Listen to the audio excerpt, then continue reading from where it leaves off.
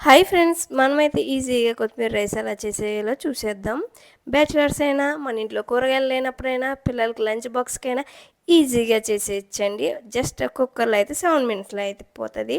Process ఏంటో చూసేద్దాం. ముందుగా ఆయిల్ హీట్ తీసుకుని 3 టేబుల్ స్పూన్ బిర్యానీ ఆకు, 3 లవంగాలు, 2 దాల్చిన చెక్క, అలాగే 4 బిర్యానీ ఆకులు వేసేసుకొని, కొత్తిమీర, అలాగే పచ్చిమిరకాయలు, 4 పచ్చిమిరకాయలు పేస్ట్ పెట్టేసుకుని పక్కన పెట్టేసుకోవాలి. ఇది ముందుగా 4 జీడిపప్పులు తీసుకుని ఫ్రై చేసేసుకోవాలి. కొద్దిగా జీడిపప్పులు ఫ్రై అయ్యాక మనమైతే బాగా రోస్ట్ చేసేకండి.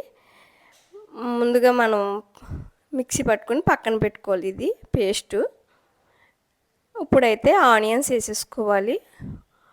ఆనియన్స్ కొంచెం కలర్ చేంజ్ అయ్యాక, ఎక్కువ కాదండి మరి, అల్లం వెల్లుల్లి పేస్ట్ వేసుకుని పచ్చివాసన పోయే వరకు మనమైతే ఫ్రై చేసుకోవాలండి. చాలా తక్కువ ఇంగ్రీడియంట్స్తో ఫాస్ట్గా అయిపోయే రెసిపీ అండి. అలాగే ఎంతో టేస్టీగా ఉంటుంది. దీంట్లో ఎటువంటి మసాలా కూడా వేయక్కర్లేదండి. ఆ కొత్తిమీర ఫ్లేవర్తోనే ఈజీగా అయితే మనం తినేయచ్చు. చాలా టేస్టీగా ఉంటుంది రైస్ అయితే. హెల్తీగా కూడా మనమే ఇంట్లో ప్రిపేర్ చేసుకోవచ్చు.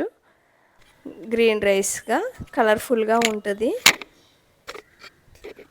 మనం ముందు పేస్ట్ వేసేసుకుని పచ్చివాసన పోయే వరకు ఫ్రై చేసేసుకోవాలండి దాంట్లో. అలాగే మూత పెట్టేసి నూనె పైకి తేలిన తర్వాత జస్ట్ ధనియాల పొడి వేసానండి. నేను అంతకు మించి ఏమీ వేయలేదు దాంట్లో. కొంచెం ఫ్రై అయ్యాక వంతుకు 2 వంతులు వాటర్ అయితే పోసేసుకోవాలండి. పోసేసుకున్న తర్వాత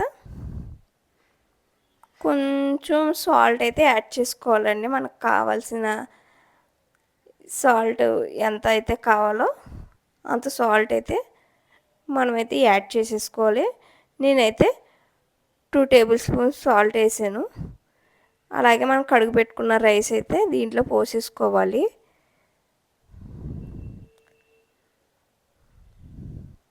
పోసేసుకొని మనం టేస్ట్ చూసుకుని సాల్ట్ సరిపోతే యాడ్ చేసుకుంటామేనండి. అంతేనండి. మూత పెట్టేసి మనమైతే 2 విజిల్స్ వచ్చేస్తే కొత్తిమీర రైస్ రెడీ. రైతాతో సర్వ్ చేసుకుంటే సూపర్ టేస్ట్.